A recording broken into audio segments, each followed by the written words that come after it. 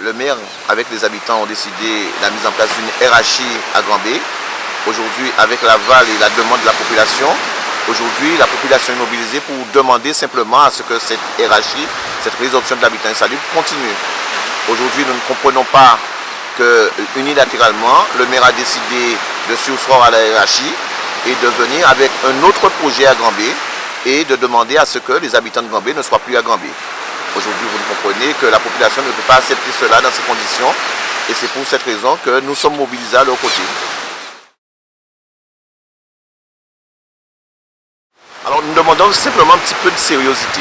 Aujourd'hui, on ne peut pas effectivement dire qu'on a découvert subitement des risques naturels à Grand-B, parce qu'il y a aussi des risques naturels à Bas-du-Fort. Juste à côté de Grand-B, vous voyez en fait contre les hôtels qui sont au bord du rivage. Aujourd'hui, nous ne comprenons pas qu'après qu'il y ait une RHI, parce qu'une RHI, ce n'est pas une opération qui se fait du jour au lendemain. Avant la RHI, il y a eu des études qui ont été faites préalablement. Il y a eu des enquêtes sociométriques. On a constaté, on a analysé la situation du terrain. On a tout analysé. Des experts sont venus. On a dépensé des fonds de l'État. Et aujourd'hui, nous ne comprenons pas qu'on parle effectivement de risque naturel. Alors, si on parle de risque naturel ici, on doit parler de risque naturel à Bimao, au Gosier, à Sainte-Rose, à Déé, pratiquement sur tout le littoral de la Guadeloupe. Donc, nous ne sommes pas effectivement contre qu'il y ait des risques naturels, mais nous disons qu'aujourd'hui, à Grand-B, nous nous couvrons sur le littoral, comme c'est passé aussi à l'université de Fouillol, où nous voyons des immeubles de plus de 10 étages. Donc nous disons que les risques naturels ne vont pas commencer à Grand-B et se terminer à Grand-B sans toucher les communes et les sections avoisinantes. Donc c'est totalement faux et nous ne pouvons pas recevoir cela comme une explication à ce retrait du maire. Alors, partout il y a des constructions illégales. Aujourd'hui, nous sommes étonnés encore une fois que le maire parle de construction illégale à ce moment-là. Parce que comme je l'ai dit préalablement, pour la RHI, il y a eu des études sociométriques qui ont été faites. Et nous avons même encore été plus loin. L'objectif de la RHI, c'est permettre à ce que les personnes qui ne sont pas propriétaires accèdent à la propriété. Et c'est pour cette raison qu'un processus a été mis en marche. On a demandé à ce que les personnes régularisent leur situation. L'argent a été payé, des promesses de vente ont été effectivement rédigées. Et aujourd'hui, nous demandons simplement la concrétisation de tout cela. Alors, ce n'est pas parce qu'on a envie de tuer son chien, on dit que le chien a la rage et on a envie de chercher tous les mots. Alors, les habitants, lorsqu'ils ont su le projet, le volte-face du maire, ils se sont mis debout. Ils ont cherché effectivement à crier parce qu'on dit que lorsqu'on souffre, on crie. Et c'est arrivé jusqu'à Sainte-Rose, c'est arrivé à nous. Et compte tenu que nous sommes un collectif de défense mobile, peut-être que nous avons des moyens plus radicaux. Mais nous disons que dans ce petit pays, il est de nature, il est vraiment dit et montré, prouvé que si on ne se mobilise pas, eh bien, les choses se font comme ça a l'habitude de se faire. Donc c'est pour cette raison-là que nous allons employer tous les moyens. Et aujourd'hui, nous disons, on doit effectivement dire un stop ferme au maire, de manière à ce qu'on puisse revenir sur la hiérarchie qui était décidée préalablement. Donc avec tous les moyens qui seront en notre faveur, nous allons nous mobiliser pour faire entendre raison au maire. On va se mettre déjà dans la rue, comme l'a fait les chefs d'État le 13 janvier en France. Nous allons effectivement aller à la mairie, nous allons interpeller le préfet, nous allons faire des réunions de mobilisation avec la population et après, advienne que pourra.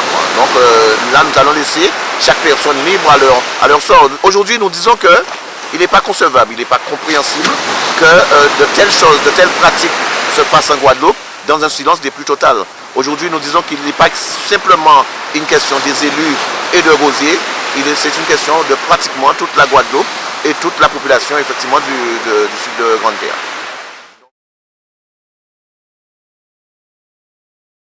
Nous connaissons la ville dirigée par des politiques et nous connaissons le langage que les politiques tiennent lorsqu'ils ont envie de faire passer leur projet. Aujourd'hui, ce que nous disons, c'est que nous sommes étonnés de voir qu'on essaie de faire disparaître une population et se mettre aujourd'hui, on voit les dernières correspondances du maire, où il dit qu'on n'a pas su bien communiquer et on a envie de communiquer à nouveau. Aujourd'hui, si la population ne s'était pas mise debout, aujourd'hui, ça fait un moment qu'il n'y aurait pratiquement plus de maison à Grand-B. Donc aujourd'hui, nous essayons de dire qu'il n'est pas question simplement de communication, il est simplement des questions d'existence, de vie. Et on ne peut pas comprendre que nous sommes au 21e siècle et qu'on vienne dire à une population que vous devez disparaître et de penser que les moyens communicatifs ne soient pas mis en place.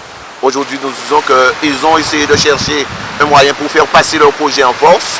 Aujourd'hui, ils se rendent compte que nous sommes debout, alors ils essaient de trouver une pilule pour faire passer le projet et que nous n'allons pas accepter, ils le savent déjà à l'avance.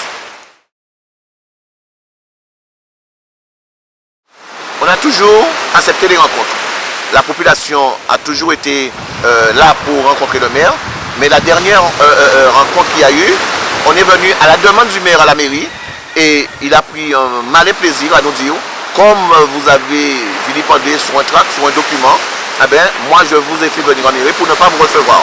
Alors là, nous disons que c'est ces gens-là qui ne veulent pas communiquer.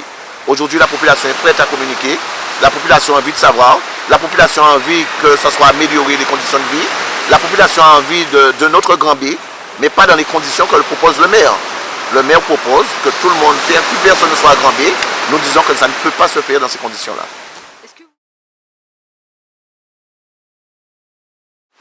On rentre en consultation. On va consulter la ville tant que la ville le voudra.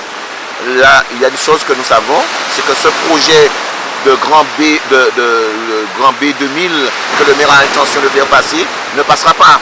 On va rencontrer le maire, on va rencontrer le sous-préfet, on va rencontrer le ministre, on va rencontrer le président de la République aux heures à qu'ils voudront.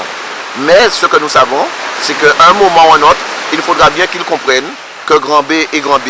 Grand B a besoin d'amélioration, Grand B a besoin de vivre, Grand B a besoin aussi de protéger ses habitants, mais nous savons vraiment comment le faire. Aujourd'hui, nous disons que pratiquement toutes les sections, toutes les communes de la Guadeloupe sont sur la côte. Aujourd'hui, il y a une spécificité en Guadeloupe qu'on ne va pas trouver dans les endroits dans l'Hexagone et qu'on doit tenir compte de cela. C'est simplement ce que nous demandons. Alors, si on dit que la population de Grand B ne doit plus être là, il faut qu'on parle aussi de la population qui se trouve à Bas-du-Fort, et d'autant plus si nous mettons des touristes. Eh bien, il faut parler aussi de la population de Déhais, il faut parler de la population de Pointe-Noire, il faut parler de la population de Sainte-Rose. Eh bien, si on a envie d'enlever toutes ces populations-là, eh bien, Grand B va suivre. Mais pour le moment, nous ne voulons pas être les premiers.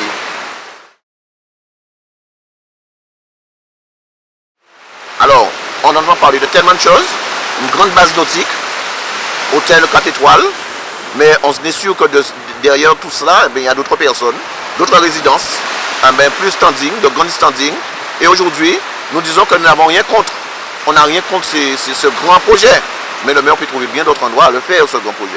Donc aujourd'hui, nous ne sommes pas fermés, mais nous disons qu'il faut effectivement améliorer les conditions de vie, tenir compte de ces citoyens qui paient la taxe d'habitation, qui paient la taxe foncière sur le bâti et qui ont envie effectivement de vivre dignement. Aujourd'hui, on nous parle de gang, on nous parle de proxénétisme. Aujourd'hui, le maire sait très bien ce qui se passe à Grand B et que ce n'est pas parce qu'il y a cela à Grand B qu'on doit effectivement choisir la population comme les responsables de ces maux à Grand B. Aujourd'hui, ça n'existe pas simplement à Grand B. Il y a aussi à Pointe-à-Pitre, mais il y a aussi à Saint-François. Il y a d'autres communes de la Guadeloupe où il existe encore une délinquance encore plus ardue, plus forte qu'à Grand B. Et aussi à Gosier dans le bourg. Et je pense que le maire ne choisit pas de faire un projet pour faire disparaître la population et penser que ça va faire disparaître les maux de notre société. Voilà ce qu'on dit et voilà ce qui va faire en sorte à ce qu'on se mette debout. Et aujourd'hui, le maire a intérêt de prendre ses responsabilités très rapidement de manière à ce que ça puisse se régler assez vite. Alors, dans un premier temps, que la hiérarchie se poursuive, ça c'est la première des choses sine qua non.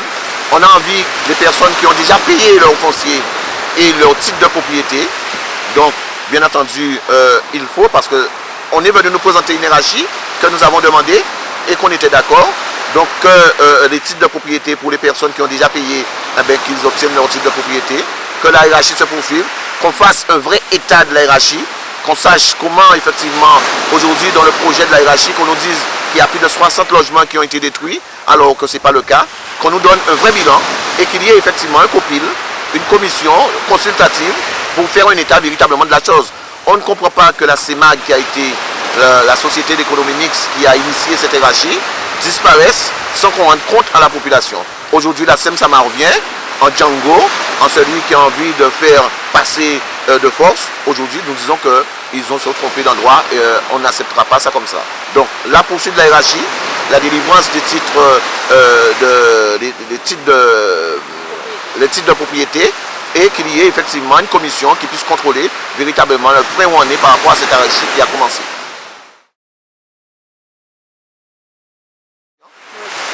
On n'est pas confiant, on sait que ça va se faire.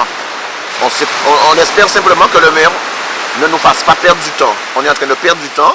La hiérarchie aurait dû se poursuivre, on aurait dû avoir plus de choses à Grand-B et on est en train de perdre du temps. Mais on sait que c'est nous, le quatrième pouvoir de la Constitution française, c'est le peuple. Aujourd'hui, on sait que le pouvoir, c'est nous qui l'avons et par conséquent, on essaie simplement, on met un peu de temps pour faire comprendre au maire, mais je pense que petit à petit, le maire va comprendre que le pouvoir, c'est le peuple.